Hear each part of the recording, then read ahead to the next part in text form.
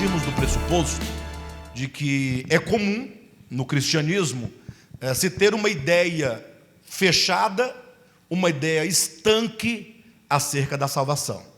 Ou seja, eles entendem, a maior parte do cristianismo, nos seus segmentos, que a salvação de Deus é algo que acontece meramente no mundo judicial. Eu explico para vocês. Se você pegar duas correntes principais, que é o protestantismo, né, que vai abordar a linha calvinista, e o evangelicalismo, que vai pela linha arminianista. Ambos falam de salvação e ambos têm uma diferença. O calvinismo, ele fala de uma salvação como produto, primeiramente, de uma obra de eleição de Deus. Ele elege, ele predestina, e Cristo então morre na cruz do Calvário, sofrendo ali uma morte vicária, uma morte redentiva em prol do seu eleito. E por isso, uma vez que aquele eleito é alcançado por essa graça, ele está salvo. Ponto.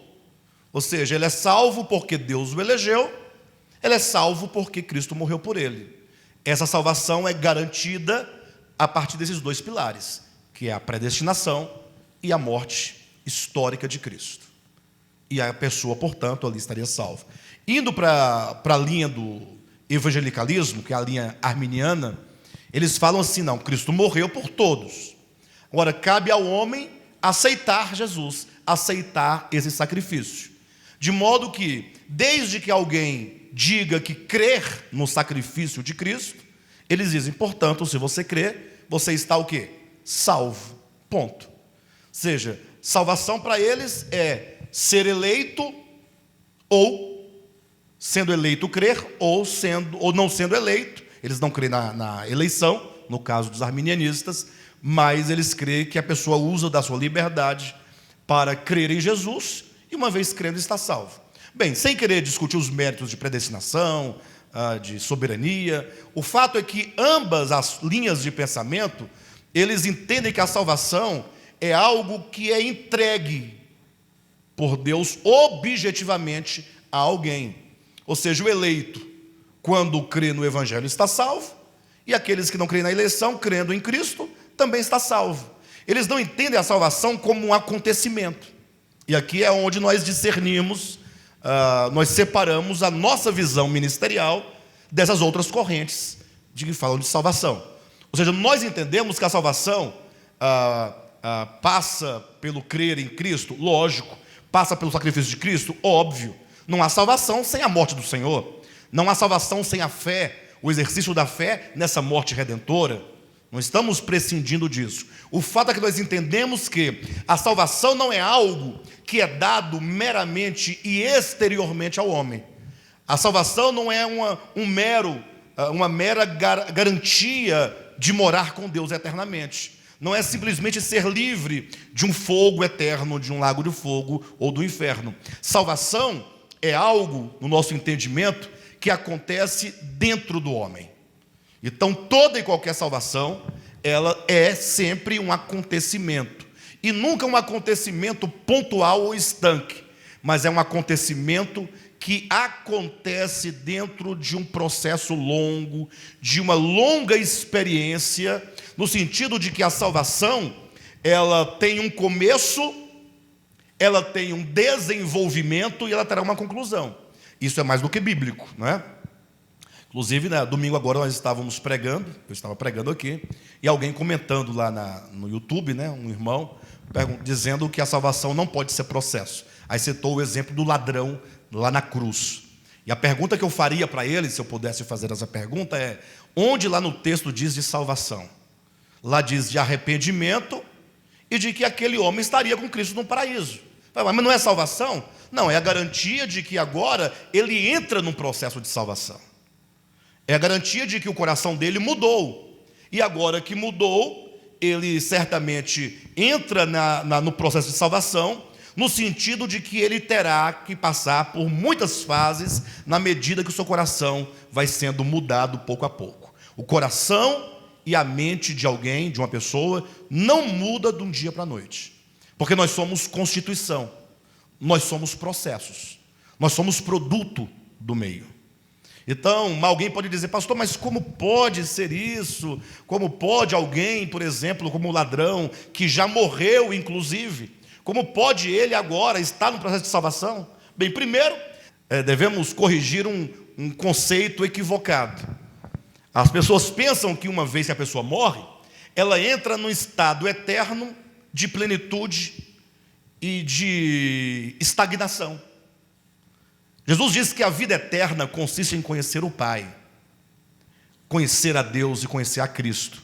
Portanto, mesmo os salvos, ao entrar à eternidade, eles estarão num processo contínuo e eterno de conhecimento de Deus. E se Deus é eterno e o homem é eternamente finito, o homem nunca alcançará a plenitude de Deus e, portanto, nunca deixará de conhecer a Deus. E quanto mais o homem conhece a Deus, mais ele expande a sua consciência. Quanto mais expande a sua consciência, mais ele cresce, mais ele se desenvolve.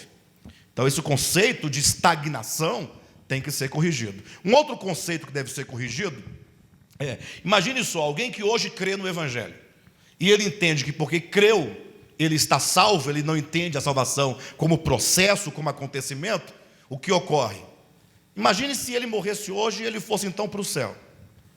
Ora, ele chegaria no céu, como dizem, chegaria um tremendo de um pecador, cheio de problemas na alma, problemas de caráter, desvios de entendimento, de sentimento, de mente, cheio de vícios, porque assim é o homem.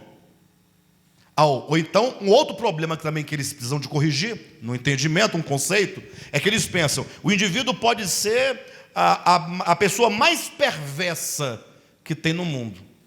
Se na hora da sua morte ele aceita Jesus, eles pensam: está salvo porque aceitou Jesus. E agora ele morre, e ao morrer, ele agora já é outra pessoa. Ou seja, acontece uma mudança no coração e na consciência, como que algo miraculoso. Ora, se a nossa salvação, ou melhor, se a nossa mudança, a nossa transformação, ela pudesse ocorrer como um passe de mágica, Deus já teria feito isso.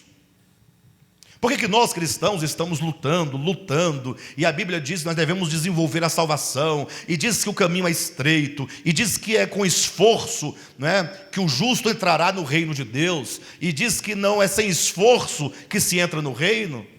Ora, por que Deus não resolve o problema de uma vez por todas? Por que a igreja do Senhor Jesus, os santos, aqueles que creram, ainda tem tantos problemas que não foram resolvidos? Ora, certamente é porque essa transformação não acontece de uma maneira miraculosa. Acontece sempre dentro de processo. Basta você perceber que todos nós somos o que somos, porque fomos constituídos ao longo de uma longa história.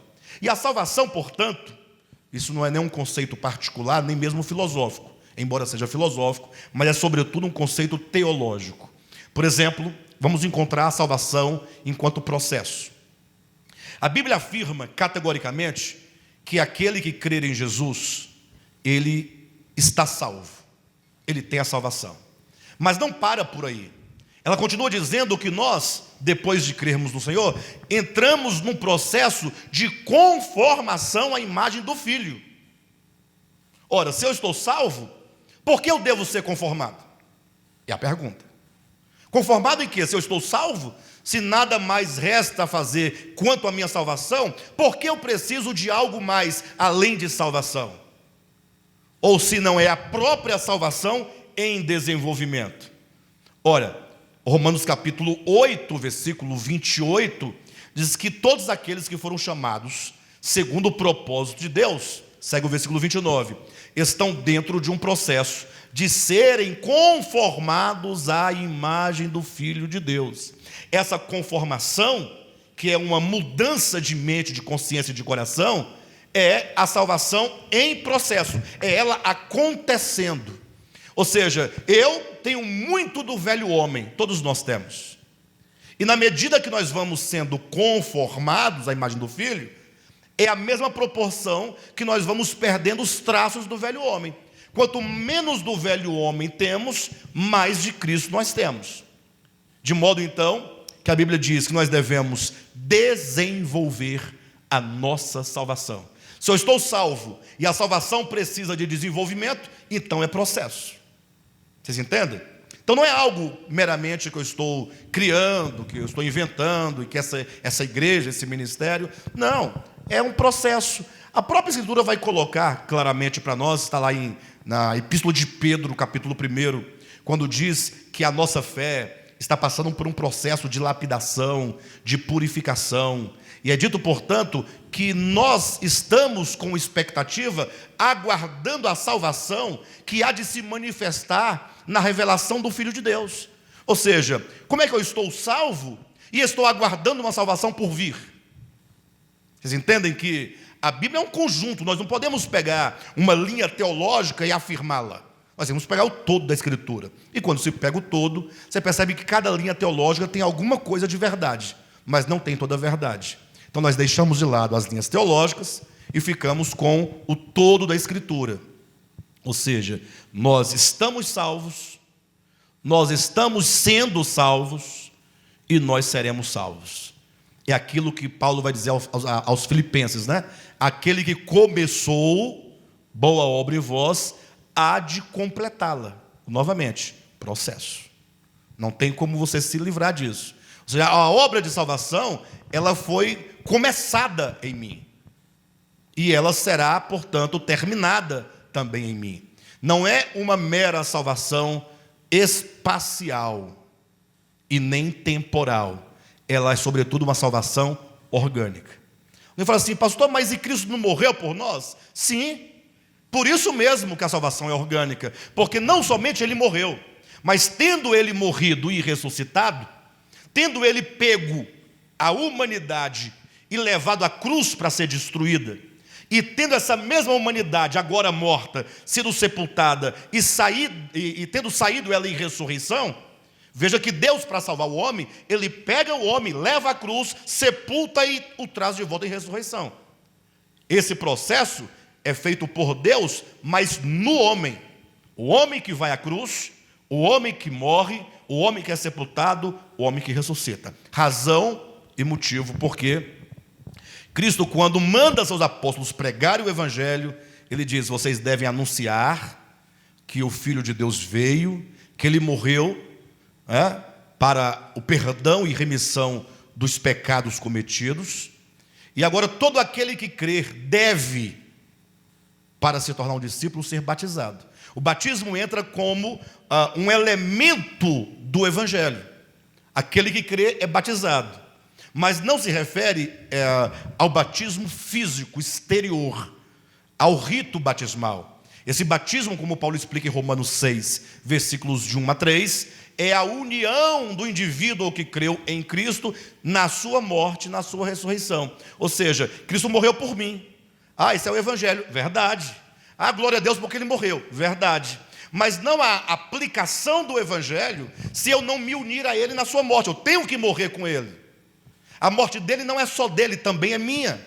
Nós somos convidados, nós somos chamados, nós somos conclamados a participar dessa morte, que é exatamente a morte do velho homem para o nascimento do novo homem. Só que tanto essa morte quanto essa ressurreição, na minha experiência, na sua experiência, na experiência de quem quer que seja, ela é uma experiência longa. Essa ideia de que eu morri para o mundo e nasci para Deus como uma coisa acabada, isso é mentira. E você sabe que é mentira. Porque você sabe que tem inveja aí dentro. E a inveja não pode ser do novo homem, é do velho homem. Você mente. Mente por nada e mente para ganhar alguma vantagem. Eu não minto não. Mas você tem impureza no olhar. Não tem impureza não. Mas você, em vez de quando pega alguma coisa de alguém.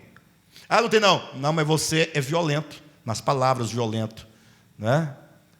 Você tem presunção, tem orgulho, tem alguma coisa ruim aí dentro que você sabe que tem, porque se você não tivesse, você se enquadraria quando João diz, né? Aquele que diz que não tem pecado é mentiroso.